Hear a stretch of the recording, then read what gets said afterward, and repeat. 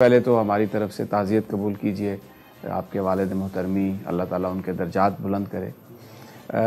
ये बताइए कि बड़ी एक नागहानी उनका इंतकाल था, बहुत स्पेकुलेशन भी हुई इस पर।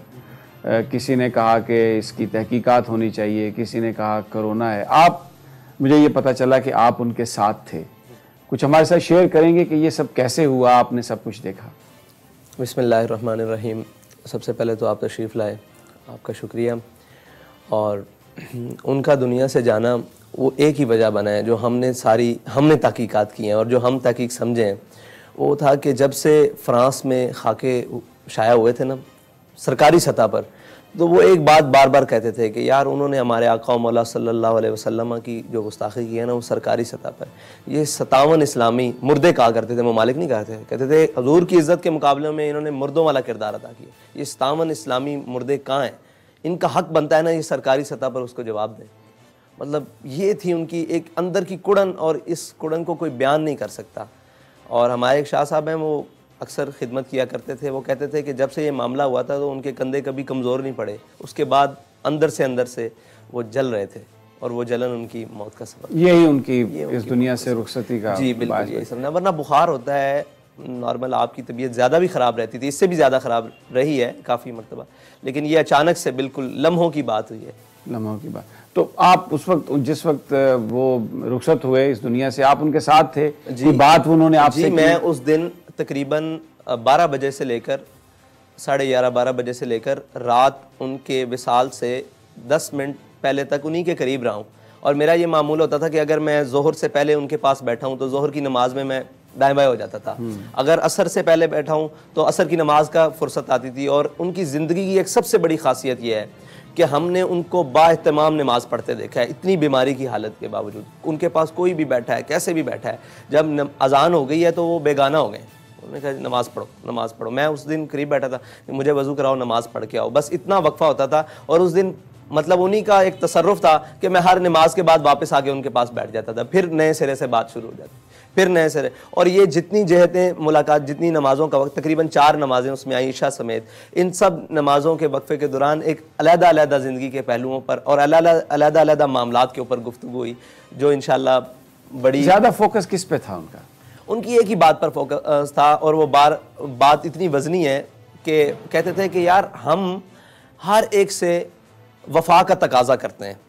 हम चाहते हैं कि मुझसे मेरी औलाद वफ़ादार हो जाए, मैं चाहता हूँ मतलब हमारे घर वाले वफ़ादार हो जाएं, हम जिसके साथ हों वो हमारे साथ मुखलिस हो जाए। तो क्या हमने कभी सोचा है कि जिनके साथ हमने इखलास करना है हम उनके साथ पूरा कर रहे हैं? अगर हम उनके साथ वफ़ा के तकाज़े और इखलास के तकाज़े पूरे कर दें, ये कायनात सारी आपके साथ वफ़ादार हो जाएगी। और फिर लोहो कलम भी क्या चीज़ें हैं, सारे आपके साथ वफ़ादार हो जाए।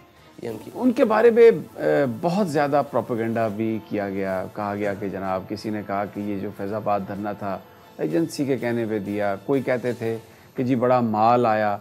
मैं यहाँ पर आया हूँ अभी, ये मैंने देखा है आपकी ये जो मस्जिद है, फिर जो घर है 3 कमरों का फ्लैट, तो ये बयान फरमाइए कि वो खुद इस बात पर अफसोस का इजहार करते होंगे, आपसे कभी उन्होंने इस पर बात की कि ये जो लोग बातें करते हैं क्यों करते हैं, इनकी क्या वजह है? ऐसी बात है कि उनके सामने भी आकर एक शख्स ने कह दिया कि जनाब हमें ना लोग ताने देते हैं कि आपने पैसे लिए हैं धरने के। तो कहते थे यार एक मेरी बात सुनो, हमने जैसा धरना दिया है ऐसा किसी ने धरना दिया है? हम बेसरो सामानी के आलम में जाके फैज़ाबाद बैठ गए, ठीक है जी, शापर के साथ बारिश रोकते रहे, बल्कि बगैर शापर के भी बारिश बर्दाश्त करते रहे, शेल भी बर्दाश्त किए। वहाँ कह रहे थे वो बात अगली करते थे, वो डिफेंसिव कभी भी नहीं खेलते थे, वो अटैकिंग पोजीशन में हमेशा रहे। उन्होंने इतनी खूबसूरत बात की कि वो भी राज़ी हो गया, कहने लगे धरना भी हमने दिया, पैसे भी हमने लिए, इस्तीफ़ा भी हमने ले लिया, तो हमसे बड़ा कौन हो सकता है कि हम पैसे भी ले आए और साथ इस्तीफ़ा भी ले आए और सारों को शिकस्त भी दे दी। और इस बात पर भी पैरा बिठा दिया कि अगर इस तरफ आइंदा कोई गया तो हम उसके घरों में भी घुसेंगे और हम उसके नज़रियात को भी तोड़ देंगे और हम उसके बुत बने हुए बुत को भी तोड़ देंगे, उसकी सियासत को भी खैराबाद रुखसत होने के लिए मजबूर कर देंगे इस रियासत से, तो हमसे बड़ा कौन है? हाँ, वो मतलब ये तो बातें सारी सरसरी हैं, वो इन चीज़ों से बेगाना थे। अच्छा, उनकी जो गुफ्तगू है, भले वो ज़बान पंजाबी इस्तेमाल करते थे, हालांकि एक लैंग्वेज है, लेकिन अनफॉर्चुनेटली पंजाबी वाहिद कौम है जो पंजाबी को ओन नहीं करती, बाकी तमाम कौमें अपनी ज़बान को ओन करती हैं, लेकिन वो गुफ्तगू में इकबाल के शेर पढ़ते थे, शिराजी के, हाफिज़ के शेर पढ़ते थे। बहुत ही एक ऐसी गुफ्तगू थी, अगर आप उसको गौर करें तो एक इन डेप्थ जो मैसेज था वो दहला देता था। तो अक्सर मुतालिया करते होंगे, आपके साथ भी, आपकी तरबियत में भी वो चीज़ें उन्होंने शामिल की, इनकॉर्पोरेट की? बिल्कुल ऐसे ही है। मैंने तो सारा जो कुछ भी सीखा, और मुझे उन्होंने एक सबक दिया आपके मतलब एक्सीडेंट के बाद, एक और साथी हैं उनको भी यही सबक दिया कि किताबें तो 2 हर्फ सिखाती हैं, आदमी आदमी बनाते हैं। तो हमारे अंदर जो भी आदमियत है, जो भी हमारे अंदर कोई वस्फ है किसी भी चीज़ का, वो उन्हीं का दिया हुआ है, उन्हीं का सिखलाया हुआ है। और उनके अंदर एक खासियत थी कि वो अपनी हर चीज़ को जो उनके साथ मुंसलिक थी बमांगे दोहल ऑन करते थे। लोगों ने बड़ा कहा कि हज़रत आप उर्दू का इस्तेमाल करें, इससे बहुत फ़ायदा होगा था। कहते थे जल्ले जो तक मैं पंजाबी गल ना कर लवां मेरा अंदर ही पूरा नहीं होता, मैनू गल समझाने का मज़ा ही नहीं आता। मतलब वो पंजाबी में कहते हैं मुझे बात समझाने का मज़ा ही पूरा नहीं आता।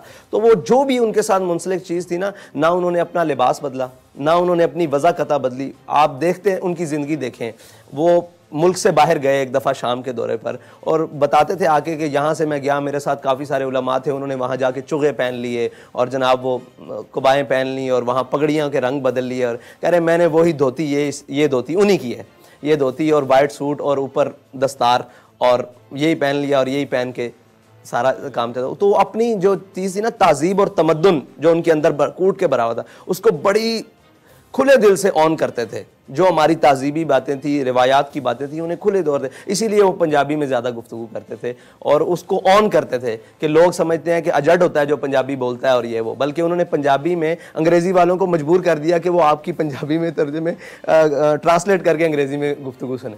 अच्छा, ये बताइए कि उन्हें अंदाज़ा था जब वो इतने बीमार रहे कि शायद अब वक्त रुखसत आ पहुंचा, गुफ्तगू से कुछ आपको अंदाज़ा हुआ? जी, मैं उनके करीब था, ये उनका रूहानी तसर्रुफ़ कह लें कि उन्होंने मेरे साथ सारी वही बातें की हैं जो आज रोनमा हो रही हैं या आइंदा आने वाले वक्त में रोनमा होंगी। लेकिन मेरा एक मरतबा भी ख्याल नहीं गया कि आप दुनिया से जाने के लिए ये सारी बातें मेरे साथ कर रहे हैं और मुझे समझा रहे हैं कि रिश्तेदारी का क्या ताल्लुक़ है, वज़ादारी कैसे रखनी है, किसके साथ कैसे ताल्लुकात हैं मेरे, उनके साथ कैसा उठना बैठना रखना है, तुम्हारे पर ये ज़िम्मेदारी हैं, ये ज़िम्मेदारी हैं, ये ज़िम्मेदारी हैं। इस मतलब तारीख़ के हवाले से सारी गुफ्तगू उन्होंने मेरे साथ की, लेकिन मेरा एक वक्त के लिए भी ख्याल, एक लम्हे के लिए भी नहीं गया कि ये मेरे साथ ये ऐसी बातें क्यों कर रहे हैं। हालांकि वो सारी बातें वही इसी मकसद के लिए थी। अच्छा, सबसे ज़्यादा उनको क्या चीज़ इरिटेट करती थी जिससे वो इस मुल्क के हालात या परेशान थे बहुत ज़्यादा, अगर मैं आपसे पूछूँ तो? सबसे ज़्यादा जो उन्हें इरिटेट करती थी कि वो उम्मत मुस्लिमा का अपने आका व मौला से इजहार वफा सीना खोल के ना करना। वो कहते थे कि जब भी हम हुजूर की ज़ात को देखते हैं, उनकी दी हुई शरीयत को देखते हैं, तो वो यूरोप की ऐनकों से क्यों देखते हैं। वो कहते थे इस्लाम को इस्लाम के मिजाज के मुताबिक बयान किया जाए, और यही उनकी खासियत थी जो उन्होंने किया और कौम ने उनको कबूल किया, उम्मत ने उन्हें कबूल किया और उनकी वो सबसे निखर के आए कि वो उस बात को उसके मिजाज के मुताबिक तशरीह करते थे और लेकर चलते थे। वो कहते थे ये फ़लसफ़ा, ये सारी चीज़ें बाद में है, हुजूर की ज़ात पर पूरी उम्मत की आंख बंद होनी चाहिए, यही कायनात का हमारे लिए महवर और मरकज़ होनी चाहिए। अच्छा, ये उनका बड़ा एक वोकल स्टैंड होता था, वो बिल्कुल परवाह नहीं करते थे। प्रेशर भी हुकूमत के बहुत ज़्यादा पड़ते होंगे, तो उसका आप भी उनके साथ थे तो जाहिर है आप भी उसको फेस करते होंगे। उस प्रेशर से निकलने के लिए या उस चीज़ को, सिचुएशन को हैंडल करने के लिए क्या करते थे? कोई ख़ास दुआएं? सिर्फ एक लम्बा एक दुआएं मांगते होंगे वो, साफ ज़ाहिर है उनकी दुआएं थीं, सहरगाही तो उनके लिए कमाल था। लेकिन जो दुआ वो अक्सर करते थे ना, कोई भी कितनी बड़ी परेशानी की बात आके बताता था कि हज़रत ये होने वाला है, तो वो कहते थे बच्चे लग दे नहीं आ रहा है पंजाबी मतलब और जलिया छाड़ ये भी कोई गल है। मतलब इससे ज़्यादा वो उस बात को अहमियत नहीं देते थे, बल्कि उनकी महफिल में कोई बुज़दिल बन के आता तो वो दिलेर होके जाता, और कोई भी बुज़दिली वाली बात आती तो वो उसको दिलेर बना के बैठे। फैज़ाबाद में मुझे एक ऐसा फ़ोन आया जिसने मुझे हिला दिया अंदर से। मुझे कहा कि जनाब आपको यूँ कर देंगे, आपको वो कर देंगे। मैं भागता भागता ना उनके खैमे में गया, कोनियाँ धो रहे थे उस टाइम, वज़ू कर रहे थे, कोनियों में पानी डाल रहे थे। तो मुझे देखा और मेरी शक्ल देखी ना तो पहचान जाते हैं साहब ज़ाहिर आखिर। तो मुझे देखा तो कहने लगे क्या हुआ? मैंने कहा जी ऐसे थे। कहते हैं जलिया ये भी कोई गल है, जदों असीं कहने हुजूर दे नां ते मरन आए बैठे थे, कदों मरना, आज मौका मिल जावे तो उस तो बाद बात। तो मैं बाहर निकला, मुझे ऐसे लगता था मैं दो आलम से टकरा जाऊँगा। मुझे यकीन जाने सिर्फ उनकी इतनी सी बात के बाद मुझे ये हौसला मिल गया, ऐसे लगता था दो आलम से टकरा। और कोई भी बात उनकी महफिल में छोटी करता, गिरी हुई करता या बुज़दिली वाली बात करता, उसको दिलेरी की बातें सुनाते, उसको दिलेरी की बातें सुनाते। और वो जो दिलेरी आपने उनकी गुफ्तगू से सुनी है वही दिलेरी है, और जो उनके आपने अमाल से देखा है और उनके काम से देखा है वो दिलेरी। आपकी उन्होंने परवरिश की, पूरा आपको सब कुछ सिखाया, आपने उन्हीं से सारा इल्म सीखा।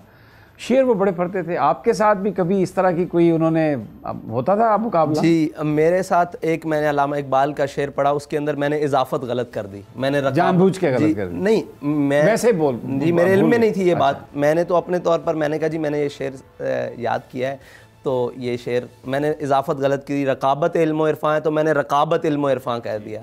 तो कहने लगे या तिफल तब से शौक़े हम आगोशी है हमें, जब कि तुझे रखता था गहवारा किनार में, कि हमें तब से ये काम आया कि जब तू इतना छोटा सा था ना ये तो पहले बैठो सीखो। फिर हमने हज़रत से सबकन इकबाल पढ़ा, और इकबाल कि वो इतने बड़े शदाई थे, और इकबाल वो कहते थे लोगों ने इकबाल को यही पढ़ा है, चीन और अरब हमारा है, हिंदुस्तान है हमारा है, इकबाल इससे आगे की चीज़ है। और वो हुजूर की बात बड़ी सीना खोल के करता है, और आके जो पढ़े लिखे लोग थे उन्हें मजलिस में खोल के कहते थे ये ज़रा देखना इकबाल ने क्या लिखा है। कहते थे अगर ये हम मिंबर पे बयान करें तो लोग हमें मारेंगे, लोग कहते हैं मौलवी सख्त है, इकबाल से बड़ा मौलवी कौन है। इकबाल से फरमाया हुजूर के दीन की जिसको समझ आ जाए ना वो सारी कायनात में आगे निकल जाता है। इस बात को समझने की ज़रूरत है, और वो इस फोकस पे, इस मतलब बात पे फोकस देते थे कि हुजूर के दीन और हुजूर के फरामीन में उम्मत मुस्लिमा की कामयाबी है, ना कि ये दाएं बाएं हमारा दौड़ना। अच्छा, आपकी गुफ्तगू से मुझे अभी ये अंदाज़ा हो रहा है कि क्योंकि अगरचे वो बीमार भी थे, आपसे बातें भी करते रहे, लेकिन आपको कुछ अंदाज़ा नहीं था कि ये इस तरह से वो रुखसत होने वाले हैं। फिर ये इतनी बड़ी जमात है उसकी अब आपके पास, उसको आप लीड कर रहे हैं, तो इस चैलेंज के लिए आप तैयार तो नहीं थे, तो फिर हिम्मत और सारा जज्बा कैसे आपने अपने आप को एडजस्ट किया अब इस काम के लिए? मैं 2015 तक बल्कि 16 तक अपने वालिद साहब को अपने बिल्कुल साथ रहा हूँ, मैंने उनकी ड्राइविंग भी की है, सफ़र हज़र भी की है, लेकिन 2016 के बाद उन्होंने मुझे मैदान अमल में पीछे रह के हर काम करने के लिए कहा। मतलब जो भी काम होता, जैसे ऑपरेशनल मामलात हैं जितने भी तहरीक के, वो मुझे कहते इसको कहो ये करे, इसको कहो ये करे, मतलब खुद प्रैक्टिकली कुर्सियां लगाने तक, हर मामला तक। फिर हर मैदान में मुझे उन्होंने आगे रखा। फैज़ाबाद जिस दिन ऑपरेशन हो रहा था, सबको कहते उसको बुला के लाओ, मुझसे पूछते हैं क्या सूरत हाल है, मैंने कहा जी शेलिंग हो रही है, ये है। मुझे कहते चलो भाग के आगे जाके सबसे आगे खड़े होना है, लोगों को ये ना लगे कि तुम पीछे भागे। मैं फिर सबसे आगे जाता, फिर वापस आता, फिर आगे जाता, फिर वापस आता। तो उन्होंने हमें मैदान अमल में रख के ना खौफ भी दिखाया। खौफ की जो सूरत हाल सही होती है ना, जिसमें अल्लाह ताला ने कहा वला नबलुवन्नकुम बिशैइन मिनल खौफि वल जूइ व नक्सिम मिनल, तो हमने भूख भी देखी उनके साथ रहते हुए, खौफ भी देखा और नुकसान देखा, जानों का ज़िया भी देखा, सारा कुछ देखा। उन्होंने हमें प्रैक्टिकल लाइफ से गुजारा कि हमें उनकी जो जुदाई है ना, वो तो हमारे लिए एक ऐसा लम्हा है और ऐसी एक दागे मतलब गम है कि जो कभी मिट नहीं सकता। लेकिन उन्हें हमें प्रैक्टिकल लाइफ से ऐसे गुजारा है कि इंशाल्लाह ये छोटे मोटे जो मामलात हैं, ये सारे मतलब प्रेशर और आप कह सकते हैं डराना धमकाना, इन चीज़ों से हमें उन्होंने गुजारा है, प्रैक्टिकल गुजारा है। ये चीज़ें हमें इंशाल्लाह हमारे मंजिल की जानिब बढ़ने से नहीं रोक सकें।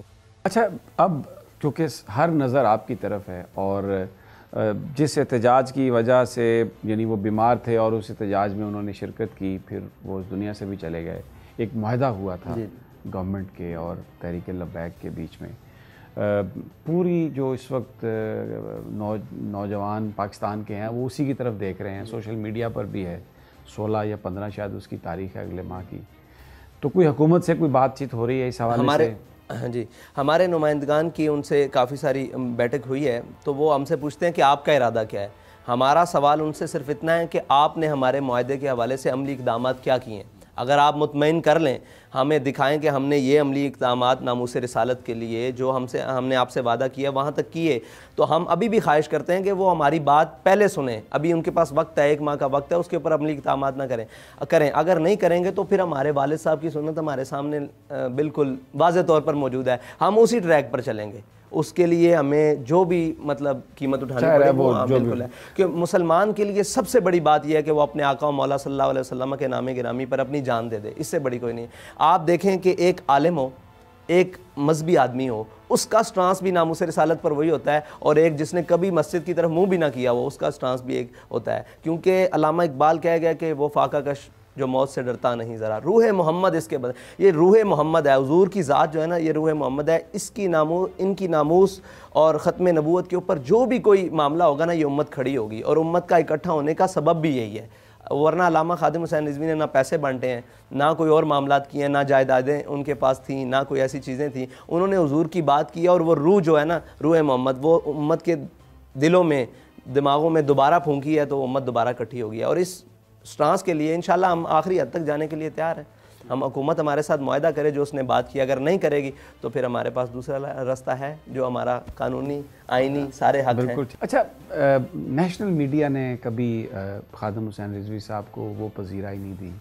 जब वो एहतजाज की कॉल करते थे तो ख़बर तक नहीं आती थी, हर जगह पर पाबंदियाँ लगाई जाती थी। फिर जब उनके इंतकाल की ख़बर आई तो जनाजे का भी ऐलान हुआ, लेकिन वो भी मीडिया पर बस बहुत छोटा सा टिकर कहीं चला, कोई किसी ने गाड़ी नहीं दी कोई।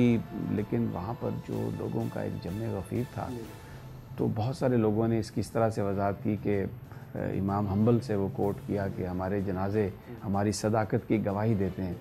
तो आप ये बताइए, जब आप उनको उनके आखिरी सफ़र के लिए लेके चले और वहाँ पर पहुँचे मीनार पाकिस्तान, आपको उम्मीद और तवक्को थी कि इतने लोग आएंगे? जब मुझे लोगों ने कहा कि बहुत बड़ा जनाजा है, रास्ते में फ़ोन करें बहुत बड़ा जनाजा है, मैंने उनसे कहा कि पहले ये सोचो कि जिस शख्स को हम जनाजे की तरफ लेकर जा रहे हैं ये कितना बड़ा है।